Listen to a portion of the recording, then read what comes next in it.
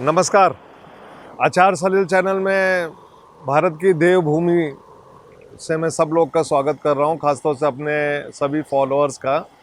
और मेरा एक सौभाग्य है कि मैं यहां से एक ऐसे व्यक्ति की कुंडली डिस्कस कर रहा हूं जिनकी कुंडली मैंने ऑलरेडी डिस्कस की है और ऑलरेडी वो वीडियो मेरे चैनल में अपलोडेड है। विवेक देबरॉय, जो भारत के प्रधानमंत्री नरेंद्र मोदी जी के आर्थिक सलाहकार हैं और मोदी जी के बड़े ही विश्वसनीय अधिकारियों में से एक माने जाते हैं। आपको ध्यान होगा कि मैंने उनकी कुंडली में कुछ विशेष चीज़ें अपने फॉलोअर्स को बताया था, चर्चा की थी उस पर। आज मैं अपने फॉलोअर्स को एक नई चीज़ उनके बारे में बता रहा हूँ। अभी भारत की जो संसद है, उनका जो दूरदर्शन है, जो टेलीकास्ट होता है, चैनल है भारत की संसद का, वहाँ पे एक प्रोग्राम शुरू हुआ है जिसका नाम है भारतीय संस्कृति के सूत्र। और यहाँ पे श्री विवेक जी सनातन संस्कृति, सनातन धर्म के बारे में चर्चा कर रहे हैं। मुझे अच्छी तरह याद है कि मैंने विवेक जी को ये बात बताई थी कि आप बहुत जल्दी भारत की जनता के साथ साथ पूरे विश्व को सनातन संस्कृति के बारे में बताएंगे, भारतीय संस्कृति के बारे में बताएंगे, भारत के शिवलिंगों के बारे में बताएंगे, भारत के चारों धाम के बारे में बताएंगे, बनारस के बारे में बताएंगे। और मुझे अपने दर्शकों को बताते हुए बड़ा हर्ष हो रहा है कि इतनी व्यस्त समय के बावजूद भी, क्योंकि भारत के प्रधानमंत्री के वो आर्थिक सलाहकार के साथ साथ जिन पदों में हैं, वहाँ पे टाइम निकालना बहुत मुश्किल होता है। इसके बावजूद भी वो इस कार्य में लगे हुए हैं। आपको ध्यान होगा कि पिछले वीडियो में मैंने बताया था कि जो ये कार्य वो कर रहे हैं, उसके पीछे कहीं न कहीं कुछ दिव्य शक्तियों का हाथ है।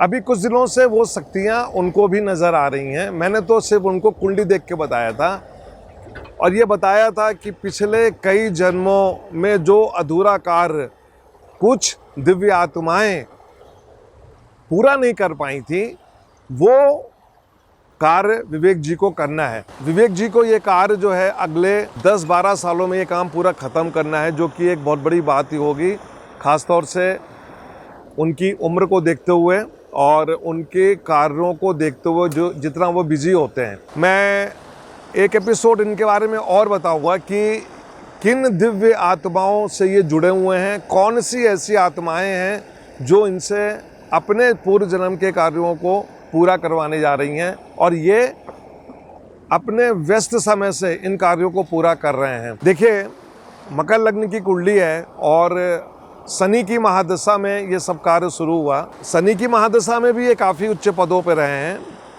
लेकिन जैसे ही बुध की महादशा शुरू हुई, ये काम शुरू हो गया। तो मैंने ये विवेक जी को बताया भी था कि आपको ये आगे बहुत कार्य करना है, क्योंकि कुंडली का जो कॉम्बिनेशन है वो ये काम आपसे करवाएगा और कुछ शक्तियाँ आपसे ये काम करवाएंगी। मुझे इस बात की खुशी है कि वो सनातन के लिए काम कर रहे हैं। भारत में जो सनातन धर्म, जो सनातन संस्कृति लुप्त हो गई है, उसके लिए वो अपना एक योगदान कर रहे हैं।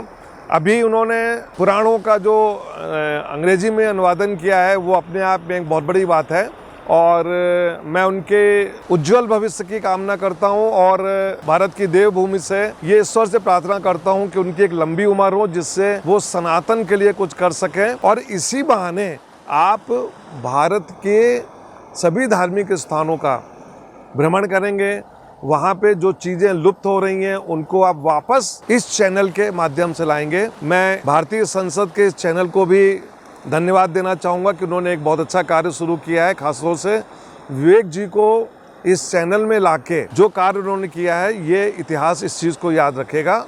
बहुत बहुत धन्यवाद। नमस्कार।